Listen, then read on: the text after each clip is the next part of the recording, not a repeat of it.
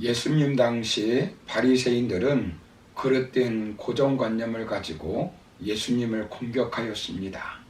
예수님께서는 세리의 집에 가셔서 식사를 나누었습니다. 그래서 그들은 예수님께 와서 마태복음 9장 14절을 보시면 이렇게 말합니다. 우리와 바리새인들은 금식하는데 어찌하여 당신의 제자들은 금식하지 아니하니까. 이때 예수님께서 세 가지 비유를 말씀하셨습니다. 예수님께서 이 비유를 말씀하신 것은 그들의 잘못된 고정관념을 깨우쳐 주시기 위해서 말씀하신 것입니다. 첫 번째 비유는 혼인집 신랑과 함께 있는 손님에 대한 비유입니다. 두 번째 비유는 생배 조각 비유에 대해서 지난 시간에 말씀드렸습니다. 오늘 마지막 세 번째 비유는 새 포도주의 비유입니다. 본문 22절을 보시면 새 포도주를 낡은 가죽 부대에 넣는 자가 없나니 만일 그렇게 하면 새 포도주가 부대를 터뜨려 포도주와 부대를 버리게 되리라. 오직 새 포도주는 새 부대에 넣느니라 하시니라 라고 말씀합니다. 새 포도주를 낡은 부대에 넣는 사람이 없다는 것입니다. 그 당시 가죽 부대는 양이나 소를 잡아서 통째로 가죽을 벗긴 다음에 부대를 만들어 사용하였습니다. 그런데 오래 사용하여 부대가 낡았습니다. 그 속에 새 포도주를 넣으면 포도주가 발효하는 힘에 의해 낡은 가죽 부대는 터져버리는 것입니다. 그러면 가죽 부대도 상하고 새 포도주도 쏟아져서 사용하지 못하는 것입니다. 즉 예수님의 복음을 낡은 유대교 형식으로 담을 수 없다는 것입니다. 예수님의 생명력이 충만한 복음이 낡고 생명력 없는 바리새인들의 전통과 의식에 갇힐 수도 없고 결국 유대교 전통이 복음을 감당할 수 없다는 것입니다. 만약 낡은 부대에 갇히면 새 포도주마저 손상되는 것입니다. 그래서 새 포도주는 새 부대에 넣어야 한다라고 예수님이 말씀하시는 것입니다.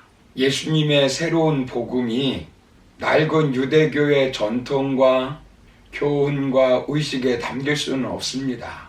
복음이 전통에 의해서 통제되어서는 안 됩니다. 생명력이 없는 전통과 의식, 금식, 할례, 제사 등에 복음이 담기면 복음이 변질됩니다. 복음에 합당한 형식이 중요합니다.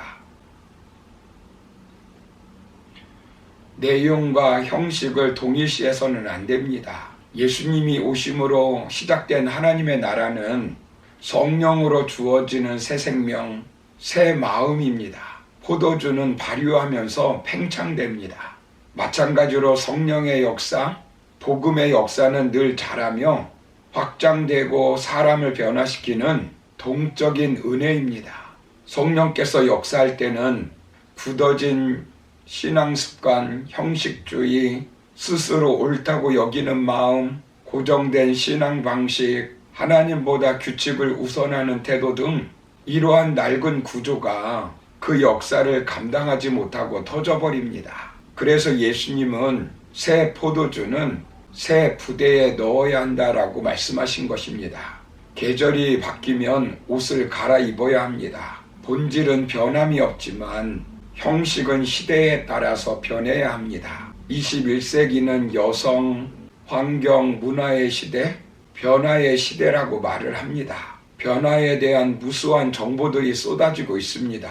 변화하는 기업만이 살아남을 수 있다고 말합니다. 변화에 적응하지 못하면 망한다는 것입니다.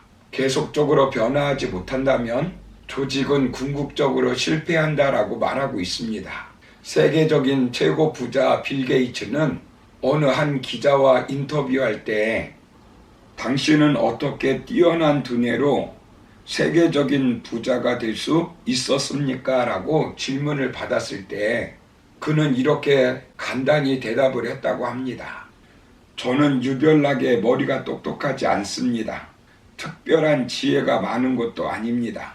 다만 저는 변화하고자 하는 마음을 생각으로 옮기고 생각을 행동으로 옮기는데 노력했을 뿐입니다.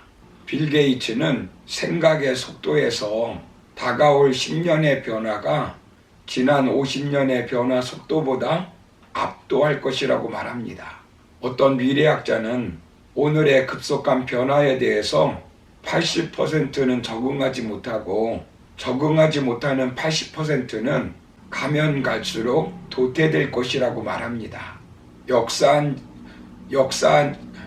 역사학자 토인비는 변화를 거부하면 결국 자기 만족, 자기 도취, 자아 우상화에 빠져 망하게 된다라고 말하였습니다. 변화하지 않으면 도태되게 되어 있습니다.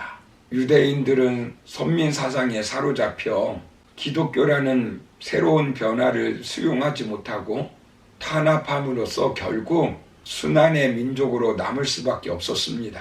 헬라 제국이 지속되지 못하고 로마 제국에 정복된 것은 변화를 수용하지 못해서라고 합니다. 로마 제국이 번영을 이루게 된 것은 콘스탄티누스가 기독교라는 새로운 변화를 수용했기 때문이라고 말합니다.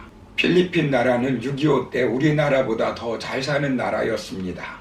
그러나 막사이 사이가 개혁 도중에 사고로 죽고 마르코스 이후 변화에 적응하지 못하여 지금은 우리나라보다 가난하게 살고 있습니다. 일본과 중국이 기독교와 함께 서양 문화를 받아들여 변화를 꾀할 때 당시 성리학의 바탕을 둔 조선의 양반 세력들은 평등 사상에 바탕을 둔 기독교 정신의 위기의식을 느껴서 변화를 거부하였습니다. 결국 개화된 일본에게 변화의 주권을 빼앗기고 말았습니다. 따뜻한 봄바람이 불어오면 이 땅의 모든 생명체들은 싫든 좋든 간에 겨울옷을 벗어버리고 변화하지 않으면 안 됩니다. 계절이 바뀌면 옷을 갈아입어야 하고 애벌레가 자라면 허물을 벗어야 되고 병아리가 부화하려면 껍질을 깨야 하는 것만 같습니다. 사랑하는 성도 여러분, 변화하지 않으면 후퇴하고 변질됩니다.